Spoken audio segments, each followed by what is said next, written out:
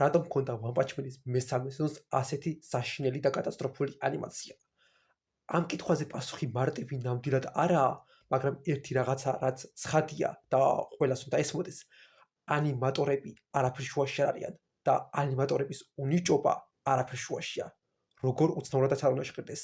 ვეცდები ამაზე გარკვევით გავცე პასუხი. იქიდან გამომდინარე, რომ One Punch Man-ის ანიმაციის ანალიზის ვიდეოს ვაკეთებდი, მინდოდა შემეფასებინა და გამიანალიზებინა სამივე სეზონის ანიმაცია და მერე ერთმანეთთან შემედარებინა თითოეული სეზონის საუკეთესო სერია და ყველაზე უარესი სერია და რამდენად დიდი სხვაობაა ხარისხში. და თავისთავად დავსერჩი და დავძებნე, ვინ იყვნენ კი ანიმატორები და რაზე აქვს ნამუშევარი. მაგ ინფორმაციის ძებნისას ერთი საინტერესო ფაქტი აღმოაჩინე და ასევე გადავაწყდი ერთ-ორ ანიმატორის პოსტს. მაგალითისთვის ეს ევაკიოს პოსტი. ანიმატორი, რომელსაც სხვა ანიმეებთან ერთად ასევე ნამუშევარი აქვს ახლად გამოსულ ანიმეზე, რომელსაც ყველა აჰაიპებს ანიმაციის გამო, Sentenced to be Hero. და ეს არის მაგალითისთვის ამ ანიმატორის გაკეთებული სცენები Sentenced to be Hero-ს პირველ სერიაზე. და ამ ადამიანმა თქვა, რომ One Punch Man-ის მესამე სეზონზე, რომც შემოეთავაზებინათ მუშაობა, არ იმუშავებდა იმდენად ცოტა დრო ქონათ გასაკეთებლად და უფრო მეტიც რაზეც გამახვილა ყურადღება და მე პრედად ვერ მიხვდებოდი და არც დავფიქრდებოდი მაგაზე, არის ის, რომ რეჟისორი ტრეილერისთვის, როდესაც One Punch Man-ის ტრეილერი გამოვიდა, სხვა ადამიანი იყო რეჟისორი და უშუალოდ ანიმესთვის სხვა ადამიანი იყო რეჟისორი. და ეს ანიმატორიც ფაქტობრივად იგივე ამბობს, რასაც უკვე დიდი ხანია ფიქრობდი, როცა პირველი ტრეილერი გამოვიდა და გარბუზ ბრძოლა იყო იმ ტრეილერში მარტო, ანუ ჩემი დამოკიდებულება და რეაქცია იყო, რომ გარანტირებულად არ აქვს წარმოება დასრულებული ანიმეზე, იმ დონეზეც არ არის მით უმეტეს მისული, რომ მთლიანი ტრეილერი ქონდეთ. და ტრეილერისთვის სცენები ჩასვან და ამიტომ გააკეთეს წინასწარ ანიმაცია მეთქი. მაგრამ ჩემი ფიქრი და აზრი იყო მაშინიც, რომ არ არის დასრულებული წარმოება, მაგრამ ამ ანიმატორის თქმით გარანტირებულად დაწყებულიც კი არ იყო. და უფრო მეტიც, რეჟისორი არ ყავდათ და გარანტირებულად, ანუ როგორც ყველა ფიქრობდით, წარმოება ძალიან გვიან დაიწყო. არა, ორი ან მით უმეტეს 6 წელი, არამედ ბოლო თვეებში გარანტირებულად. ან JC Staff Studios hire firm-მა, ანუ სათავეში ვინც არის, ან უფრო დიდი შანსია, რომ Bandai Namco უბრალოდ არ მისცა ანიმატორებს საკმარისი დრო. როცა არის საუბარი დროზე, არ არის მხოლოდ და მხოლოდ საუბარი კი ანიმაციაზე. რეალურად ყველაზე დიდი დრო არა უშუალოდ ამ კი ანიმაციის შესრულებას მიაქვს, საქმე არის ამ ყველაფრის დასრულება. ანუ მარტივად რო ვთქვათ, ყველაზე მნიშვნელოვანი ეტაპი ანიმაცია რამდენად კარგი იქნება, არის კი ანიმაცია, მაგრამ ყველაზე დიდი დრო მიაქვს ამ კი ანიმაციის დასრულებას და colorings, compositing და სხვა რაღაცას. თავისთავად, რაც უფრო მეტი კადრია და ხატული, რაც უფრო რთული ანიმაციაა, მით უფრო მეტი სამუშაოა. ამაზე ვინსენტ ჩანსარდმაც თქვა, რომ ანიმეებში, ანიმეს წარმოებებისას სტუდიოებს სერიებისთვის წინასწარ აქვთ განსაზღვრული რამდენი ფრეიმის გაკეთება შეუძლიათ ანიმატორებს. ანუ როგორც ესეში იწესებენ, რომ 500 სიტყვაში ჩაეტიო ან რაღაცა ორ გვერდში ჩაეტიო, მსგავსი მომენტია. ანუ წინასწარ განსაზღვრულ კადრების რაოდენობას და ფრეიმ რეიტს მთლიანი სერიისთვის კი ანიმატორები ვერ გადასცდებიან, იმიტომ რომ ფრეიმის გაკეთება, კომპოზიტინგი და როგორც აღოჩინე, შესწორებების შეტანა ეს ყველაფერი ზედმეტად დიდ დროს წაიღებს. ანიმატორებს, რომც გაეკეთებინათ არაჩვეულებრივი ქათები და დიდი შანსი რომ გააკეთეს კიდევაც, იმიტომ რომ ერთ-ერთი ანიმატორის კეიჯ შაუკის პოსტი იყო, რომელზეც ვისაუბრებ მეორე ნახევარში ვიდეოსი, ანიმაცია იყო გაკეთებული, შესწორებები იყო გაკეთებული, მაგრამ საბოლოო ჯამში ეს წარმოებაში და ანიმეში არ ჩაუხთავთ და ამღებული იყო. და მარტივად რო ვთქვათ, მოხდა ის, რაც მოვიდა ვინსენტ ჩანსარდის ანიმაციას საგმირო აკადემიის მერამდე სეზონი იყო, მეოთხე თუ მეხუთე სეზონი ოჩაკუს ბრძოლაზე. ვინც არიცით, ორიგინალი ანიმაცია გაკეთებული იყო ვინსენტ ჩანსარდის, ცნობილი One Piece ანიმატორის, მაგრამ აშკარად იქიდან გამომდინარე, რომ სტუდიო Bones ცუდი განრიგი ჰქონდა, სხვა დროსაც ახსენა ერთ-ერთ პოსტში ვინსენტ ჩანსარდმა, მისი ანიმაციის საბოლოო დასასრულებლად, რაც გულისხმობს შესწორების შეტანას, ფერებს, in between ანიმაციას და ყველაფერს და ამისთვის დრო არ ქონდა და აშკარად მთელი მონაკვეთი ვინსენტ ჩანსარდის თავიდან მონახაზის ვარიანტში გამოიყენეს და თავიდან გააკეთეს. საბოლოო ჯამში დავიდა ამაზე ვინსენტ ჩანსარდის ანიმაცია. იმის მოგროდ რომ რაც იყო გაკეთებული ანიმაცია, იმაზე ფერები დაედო და დაესრულებიათ.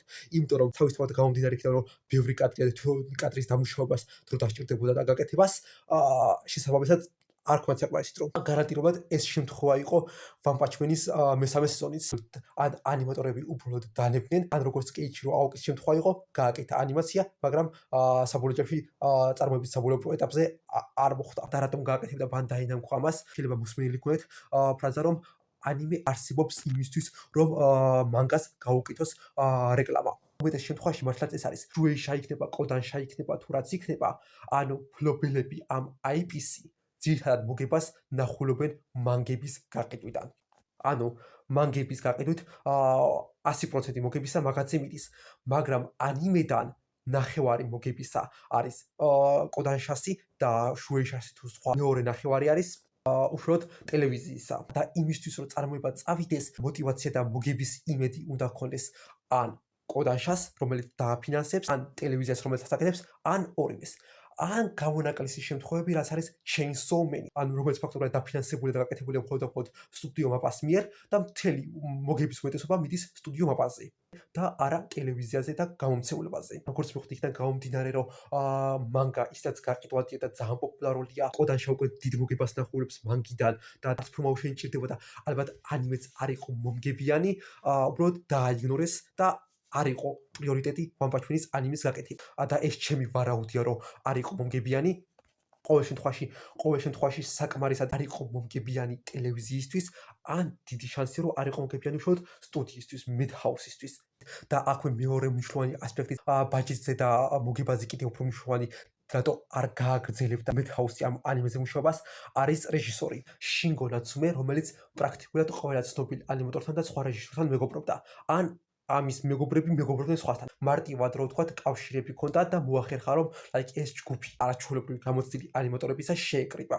ანუ One Punch Man-ის პირველი სეზონი იყო კარგად ანიმაცირებული, არა იმის გამო რომ მეტი გადაუხადეს ანიმატორებს და პრაქტიკულად არც იმის გამო რომ ძალიან ბევრი დრო მისცეს ანიმატორებს, უბრალოდ მოხდა ისე რომ ძალიან ბევრი გამოცდილი ანიმატორი შეიკრიბა, მათ შორის იუტაკა ნაკამურა. და ჩემი ვარაუდით როგორც აღვნიშნე, არ იყო ალბათ One Punch Man-ის ანიმე უშუალოდ იმდენად მომგებიანი, რომ ეგრევე გადაწყოთ რომ იცი რა, მეორე სეზონის გჭირდება და ალბათ სტუდიაც და ტელევიზიაც და ყველა ყმანობდა მეორე სეზონის გაგრძელებაზე და საბოლოო ჯამში ყველა ანიმატორმა თუ რეჟისორმა თუ ვინც იყო პირველ სეზონის გადავიდნენ და დაიწყეს სხვა სტუდიოებთან და სხვა ასე ვთქვია ანიმეებზე მუშაობა და ანუ მარტივად ვთქვათ ამ ერთი სეზონისთვის შეკრებილი ჯგუფი დაიშალა მომენტალურად. რაშიც თავისთავად ვერავის გაამტყუნებს, იმიტომ რომ ანუ თავს ვერ გამოიდები რომ One Punch Man-ზე ვიდეო მაინც და მაინც მუშაობა და სამსახურს თავს დავანებებ One Punch Man-ზე არ ვიმუშავებ, ხო?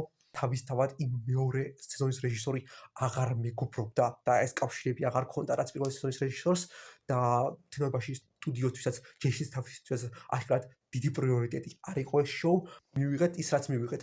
და იგივე ვარიანტი როგორც პირველ სეზონს ქონდა არაჩვეულებრივი ანიმაცია ერთი ადამიანის რეჟისორის და ამ რეჟისორის კავშირების გამო მსგავსი შემთხვევა იყო მეორე სეზონშიც, რომელიც ერთმა ანიმატორმა გადაარჩინა, არა რეჟისორმა ამჯერად ანიმატორმა, იმიტომ რომ ანიმატორს კეიჩირო აოკის მეორე სეზონზე ანიმაცირებული აქვს 12 სერიის განმავლობაში 11 წუთი და ეს 11 წუთი არა რანდომული სცენები, არამედ საკუნგა ექშენ სცენები.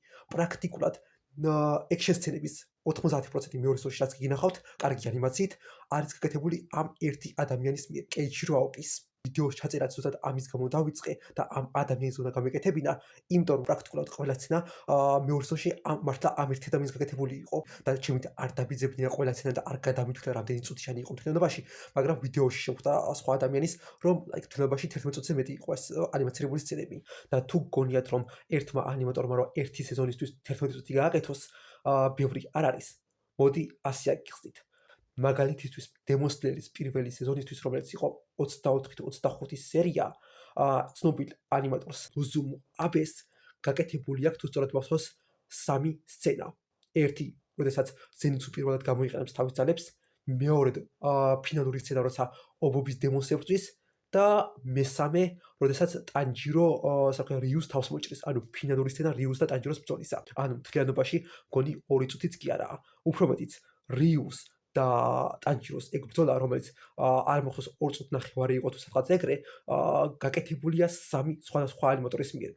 ბოლო ნაწილი, როგორც ვთქვი, ციცხვი როცა იყო და თავს რომ მოჭრის, ნუზუმოაბეც გაკეთებულია და უფრო დევნის სცენა 2 სხვა ანიმატორის გაკეთებულია. როგორც წესი, მაღალ პრიორიტეტულ სერიებზე, რომელიც როგორც თქვა, რამოდენიმე ექშენ სცენა უნდა იყოს, ან ზოგადად მნიშვნელოვანი სერია, ან თუნდაც ექშენ სცენა არ იყოს და პერსონაჟის ანიმაცია არამედ განსაკუთრებული ტიპის ანიმაცია ჭირდებათ.